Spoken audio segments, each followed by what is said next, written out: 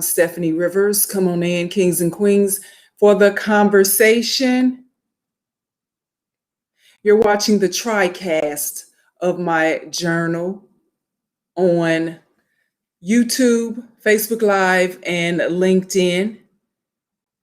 And if you would like to comment, please go ahead, and I might not be able to see your comments if you are on a different platform, or if you are commenting from a different platform than I have access to, but I certainly will respond to you if I can see it. And if you'd like to text me instead on this subject, you can text me at 214. Text me at 214-919-9360.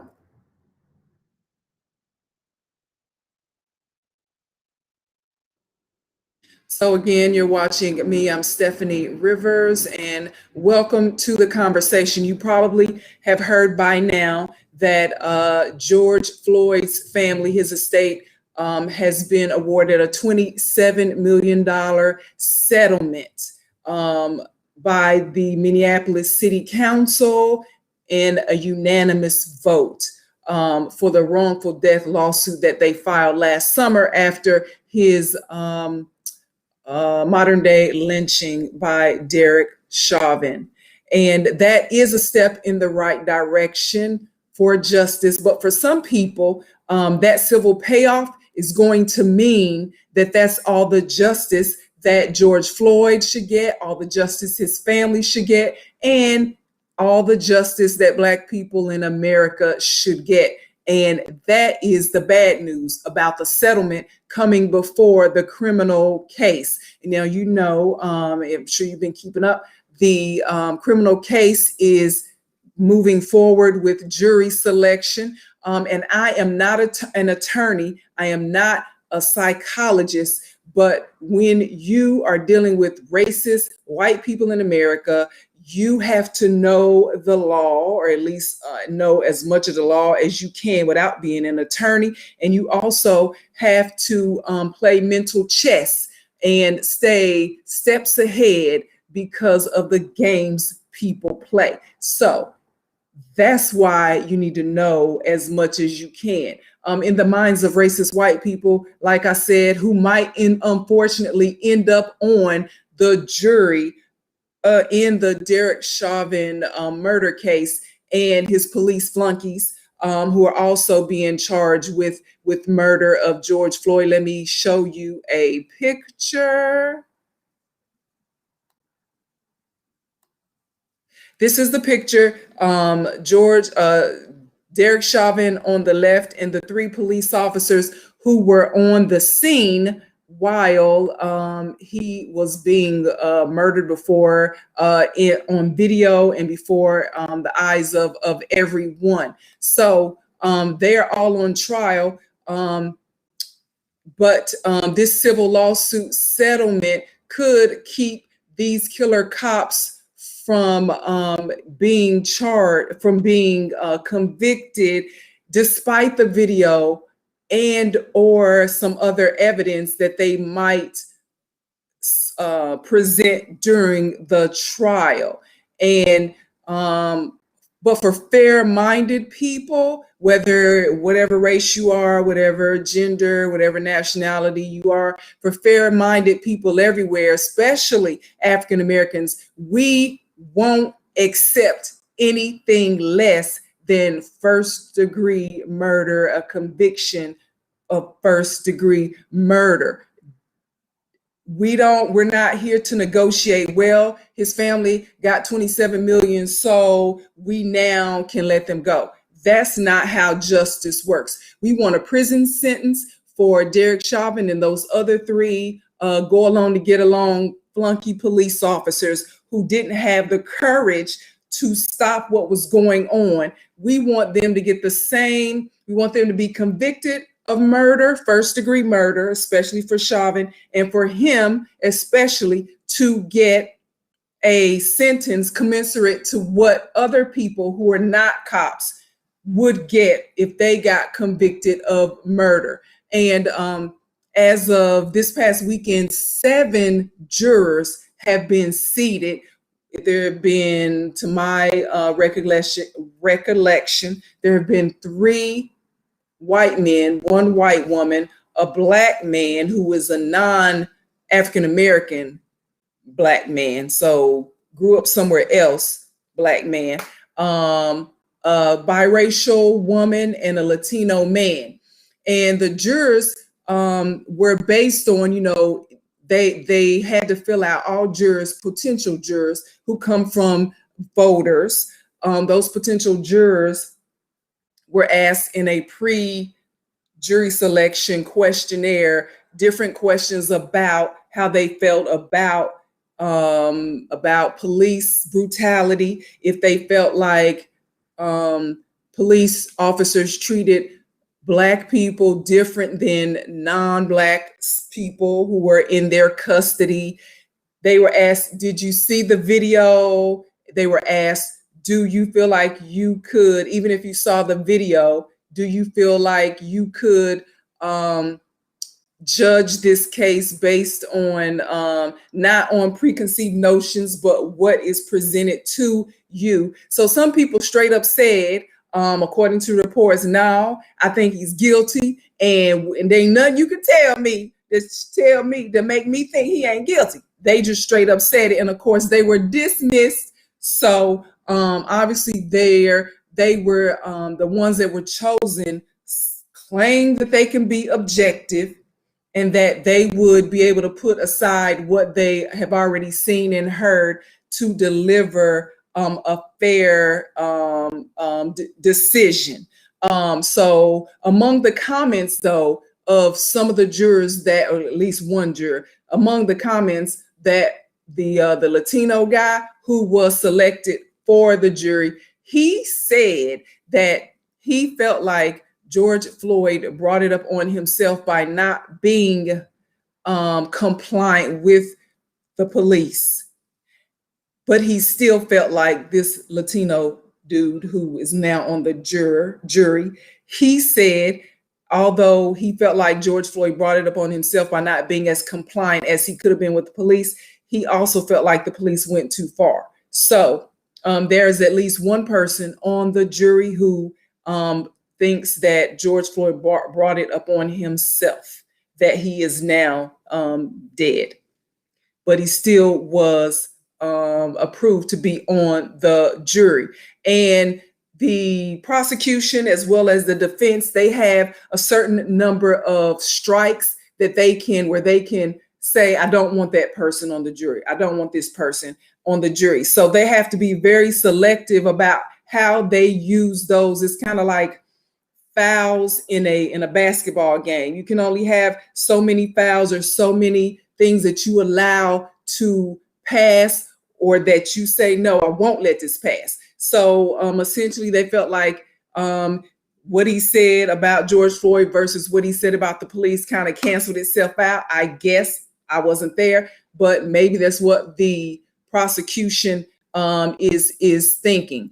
And so the judge also put back into Derek Chauvin's charges third-degree murder. So remember, he was initially, that's what he was charged with, third-degree murder. And here's what I found out since the trial, found out before they started jury selection.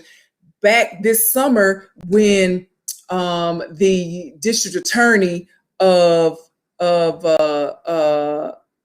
Minneapolis, the attorney general, when the attorney general, I think his last name is Ellis, of Minnesota, when he first charged Derek Chauvin, or when Derek Chauvin was first charged with murder, they charged him with third-degree murder, and Chauvin had agreed to plead guilty to third-degree murder. But guess who stopped it? The Attorney General of the United States, William Barr, would not allow Chauvin to plead guilty to third-degree murder. Why? Because it all played into then President Donald Trump's narrative of people are out of control. They're in the streets there. So Trump could then say, I'm about law and order, and you need to let me handle this, and you need to let me be reelected. And so he did not, it was kind of like he knew if you allow Chauvin to plead guilty, and then that will, he'll be convicted because he pled guilty. Everybody saw the video. He'll go to prison. All the rioting and all the protesting will die down. And then there will be no conflicts for Trump to grab onto, for him to then say, oh, see, you need me. And that's the kind of man that Trump has proven himself to be. Always in the middle of a conflict, always trying to make himself be needed because of a conflict. And so I believe it.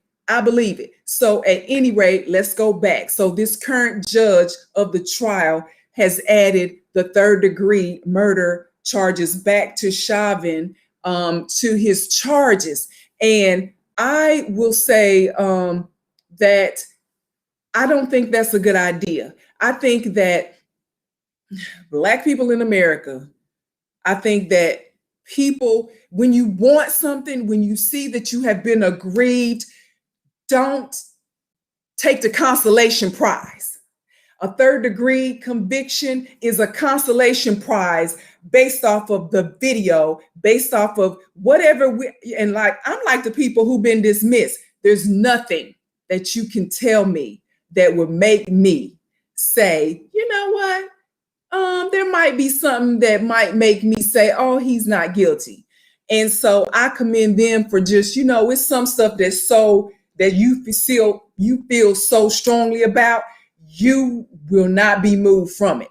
And so I think that adding the third-degree murder charges to Chauvin's charges will be something that racist people who might end up on the jury, who are going to decide his guilt or innocence in the eyes of the law, they will be able to say, okay, let's just give them that third-degree conviction, because we gotta give them something. And that is, so I don't want anybody thinking we will be consoled by you giving Chauvin a third-degree murder charge, which in my eyes, a third-degree murder conviction, which in my eyes is above manslaughter. In my eyes, and according to the law, manslaughter is causing the death of someone else due to your negligent acts. Okay, this clearly is not manslaughter. So a third-degree murder charge and a conviction would be something above manslaughter, and I just don't want to see that happen. So speaking of liability, I think and I'm saying that because I think that we need to hold Chauvin, and let me put their pictures up there again, Chauvin and his flunky get-alongs, we need to hold them accountable because they are liable, and they are being charged with murder, and they should be held to that standard. So now, even if you are somebody, and let me say this, you don't have to be a white person to be a racist, okay? Anyone who feels like white people are superior to anyone else, in this case, to Black and brown people, therefore they should not be held liable, should not be punished for what they do to Black and brown people. That is my definition of a racist.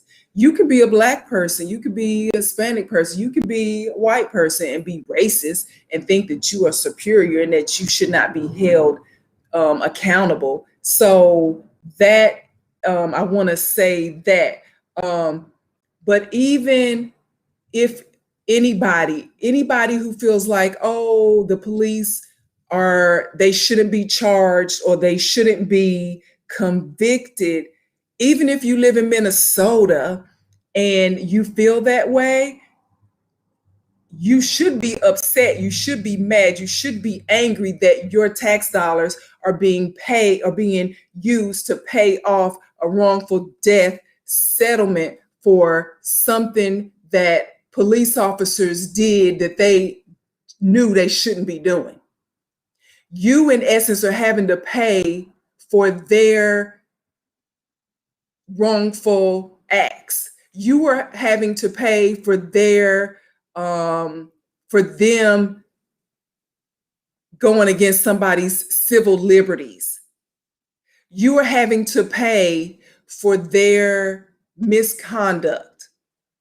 And that, if anything, should anger you as a tax-paying citizen. Now, I believe his family should have got the money. I'm glad they got the money. That if they would have said it was 50 million, I would say, okay, they should have got the money. If I was on the Minneapolis City Council, I would have voted for them to get the money. So it's not that I don't think they should have got the money. I'm saying, when are you going to be tired? When are we as taxpayers going to be sick and tired of our money going to pay for the misconduct and misbehavior and bully, liar, killer cops getting away with murdering unarmed people? In this case, unarmed Black people. When we gonna see that is something that needs to be handled? And that speaks to police qualified immunity. That's what I want to talk about next. And if you haven't already, please like, share, and subscribe to my channel and to this video, so the next time I post videos, you'll be the first to know. I'm Steffanie Rivers, and you're watching my video journal. So in case you're unfamiliar with police qualified immunity, essentially it says when a police officer or a law enforcement officer acts in the line of duty, they cannot be held personally liable. And so that's why you have a lot of times law enforcement officers who kill and lie on people, and SWAT team come in blazing and shoot up people and kill the wrong people and maim the wrong people, and they get away with it. They're not charged because they are protected under police qualified immunity, and that needs to stop. The only reason why Chauvin and those three flunkies, is it three of them? And his three flunkies were able to, yes, just want to, it's so many cases I'm following. Just want to make sure that was the right one. And the reason that Chauvin and his flunky police officers who didn't have the courage to stop him from what he did, the legalized lynching of modern day lynching of George Floyd, the reason that they were able to be charged is because the police department fired their asses. That's the only reason. Because they see how egregious that was. Not only did the young lady with her video camera, but they had video cameras in the streets showing that, traffic cams that also show different angles of what was going on. So that's why they were able to be charged to begin with. Otherwise, if they would have stayed on the force, they would not have been able to be charged because they would have been hiding under police qualified immunity. Now, Colorado is the only state in the country that has dropped police officers from being able to hide behind police qualified immunity. In Colorado, and there is a sweeping, they just did it a couple of months ago, the state legislature in Colorado. So now it's going from city to city, municipality to municipality.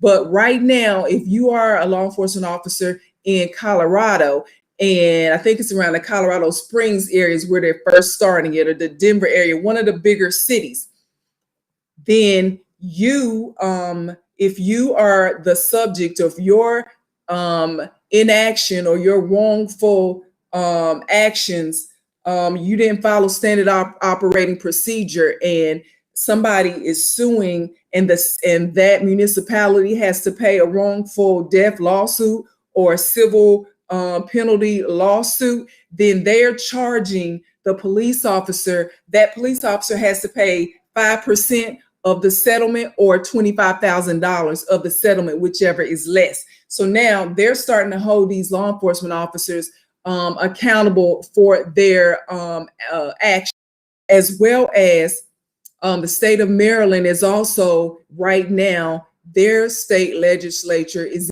they're going forth in negotiations or whatever the terminology might be in the state house to do the same thing, because those bully, liar, killer cops in Baltimore are just out of control. So I recently did a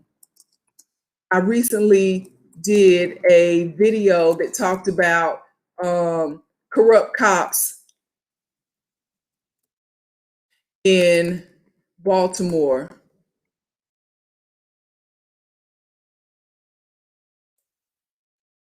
So I'm just telling you to look at my corrupt cops in Baltimore video. Let me go back.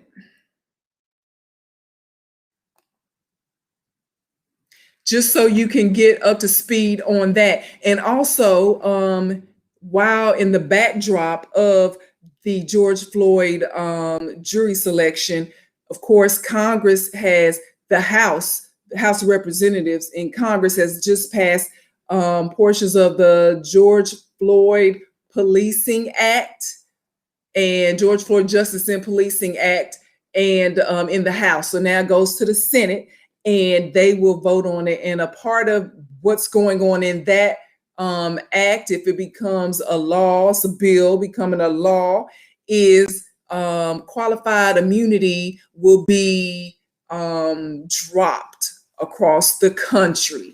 So we are making baby steps, but we can't stop now. And here's the thing, don't wait for the federal government to do anything, because you know it takes them forever, and sometimes they end up doing nothing.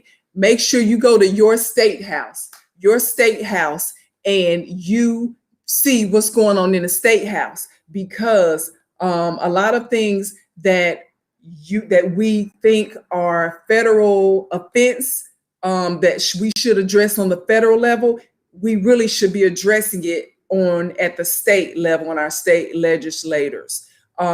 So that video made it quite clear that that these 4 former cops should not be not be a part of the police department. I mean, if you will do what Derek Chauvin did, and if you will do what they did and stand by and let it happen, your decision-making skills are way off balance, and you should not be in charge of anybody. You should not be representing anybody's force, anybody's police force. And that's why they got fired. So as we mark the first anniversary, because today is the first anniversary of the murder of Breonna Taylor by police officers in Louisville, Kentucky, let's not forget that her family also got a settlement, a wrongful death settlement, $12 million, and as a payoff.